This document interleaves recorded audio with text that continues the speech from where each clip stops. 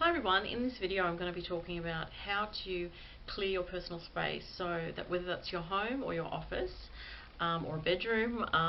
So just basically what I'm going to talk about is the different levels at which you can do this. So, for example, if you just want to refresh the energy of your home, you don't have, say, a particular issue with, an entity or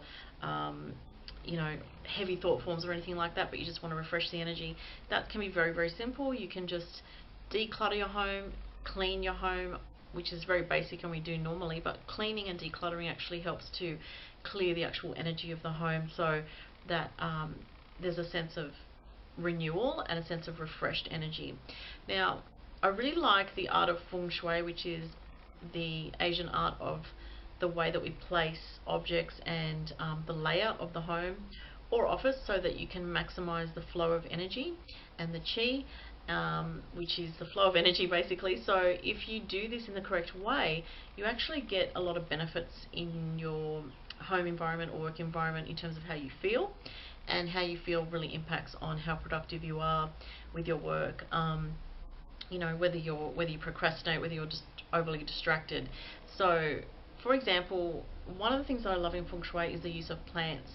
I really believe in the use of plants to uplift the energy in a home or office. So, for example, you never want to use in your home, on the inside of your home, very spiky plants or plants with thorns, because it causes a lot of jagged, harsh energy. Okay, so this is one thing that you can do which uplifts the energy of your home and keeps the energy positive in your home.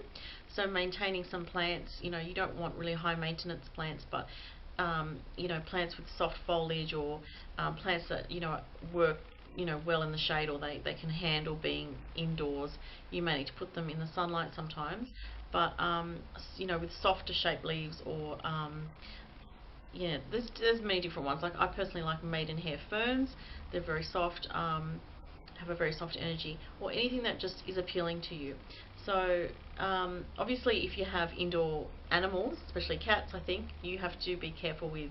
Now that I have a cat, I'm very aware of this. You have to be careful with what type of plants you have indoors, because you don't want to have plants that are poisonous to your pets, obviously, because they can tend to munch on the leaves and that sort of thing. But that's easy to look up online.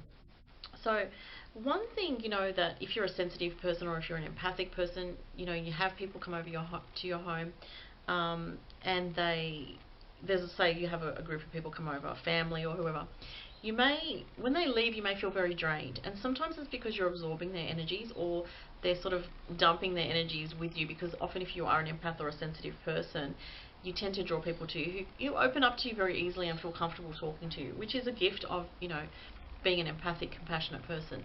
But sometimes what can happen is, when that person leaves, you feel very heavy. So that is a good time to do a clearing. I recommend doing it after the person leaves.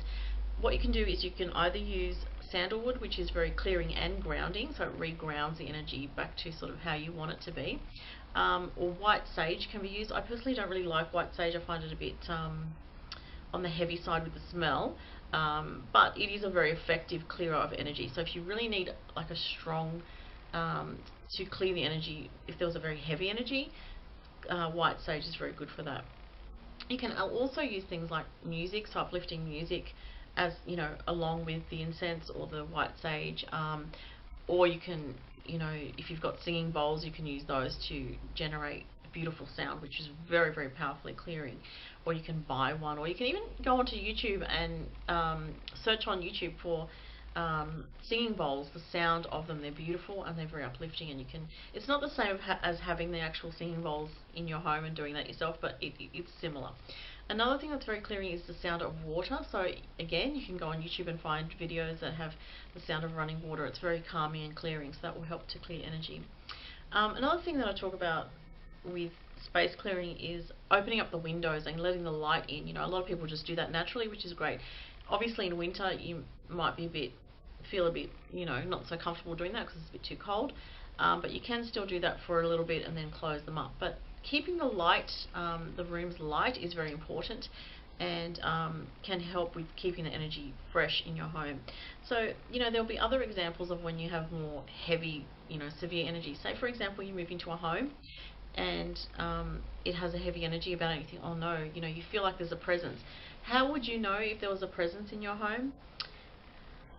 especially, for a new home, obviously, because if you've been living in your place for a while, you're not suddenly, most unlikely, going to have an entity come in unless someone brings it in with them and it wants to stay around you, which is unusual, but that can happen if you're suffering from depression or if you're having a lot of negative thoughts. You can attract, unfortunately it does happen, you can attract negative entities to you that feed off fear and anxiety. But what I would say is, how do you know if there's an entity in your home? Basically, you'll have a feeling that you're being watched when you're home alone. Sometimes when the family's together, or say you've got people over, you won't necessarily notice anything.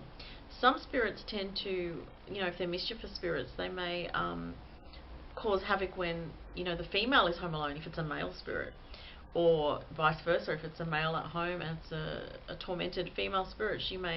If she has an issue with men, she may be stirring up that man when he's home alone. So it depends on the psychology of the spirit. Strangely enough, it does.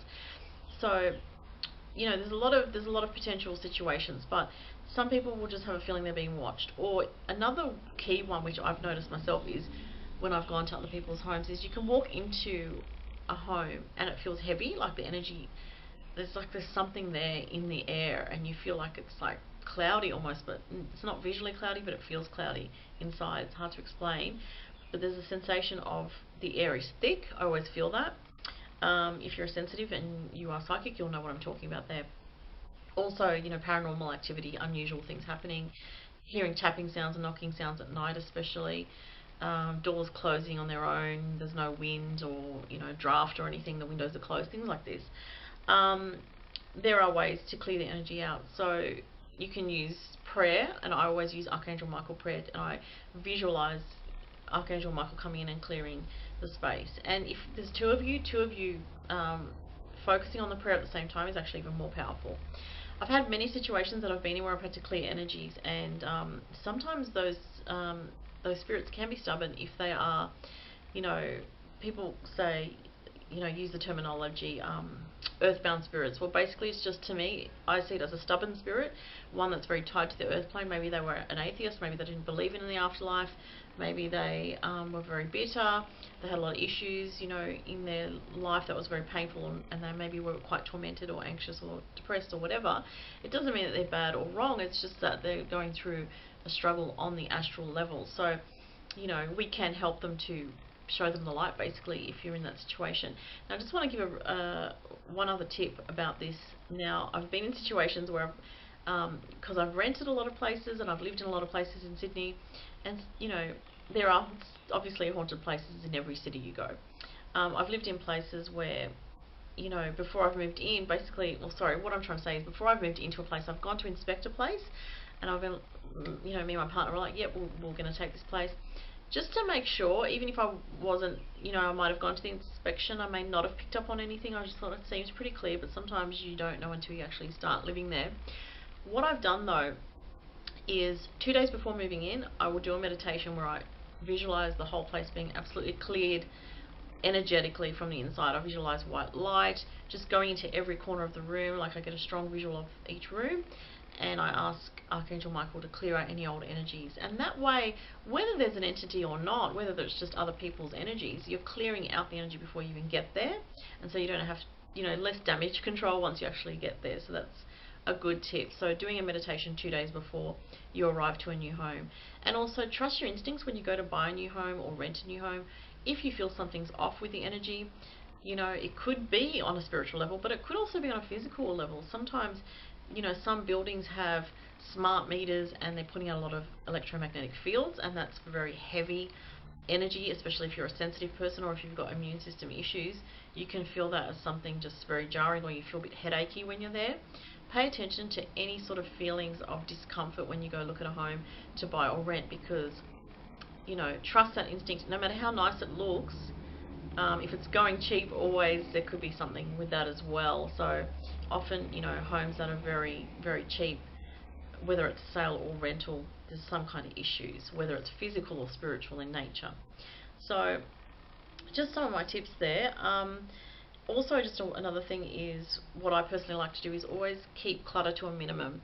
Not to sort of get carried away collecting a lot of physical items just for the sake of it, or just you know, I mean, I tend to, I'm not a full-on minimalist, but I prefer to have minimal belongings, or just what I need. I mean, obviously some things I have more of, like I love books and obviously oracle cards and tarot cards because I do a lot of readings. But I don't like to collect, you know, a million pairs of shoes or, you know, things like that. I just feel like, I mean, that's my personality, but you know, material things are great and they're nice and all, but just they can bog you down and they can keep you stuck energetically. So if you have too many things and you've just got an overabundance of material things and you've got clutter everywhere, it's not helping your life energetically to move forward. So you need to sometimes clear things out, give things away to help new energies come into your life. So those are just some general tips about energy in the home, how to bring in positive energy. Some people use things like salt to, you know, clear away negative energies as well. So that could be another option. You can sprinkle salt around the windows or doorways. Another thing, which is a really good tip, is if you have issues with neighbours, like nosy neighbours or just negative people around you in your neighbourhood or in your building, using like a mirror near the front door to reflect the energy out, or if there's a window where you see people can look into your home and you feel you always have to have the blinds closed there, putting a little small mirror just in the corner that reflects out towards the street level will actually reflect the energy back out to those people, and they will subconsciously feel self-conscious looking in your window when you do that. So it's actually a really good tip. So anyway, I hope this video was helpful, and if you have any questions or comments, leave it below. I have got a new camera here, so I just, you know, people may be aware that my other camera was, I had two Canon cameras that I bought one after the other, and they both have the exact same problem, which is very bizarre. Whenever I was shooting a video face to the camera, if I was doing card readings, it wasn't so much a problem, but there was clicking sounds. So anyway, I've got a new camera, and hopefully I'm still testing it out, so if there's any issues, I'm still ironing out issues with the settings and things. So anyway, leave comments below, and thanks so much for watching, everyone. Bye for now.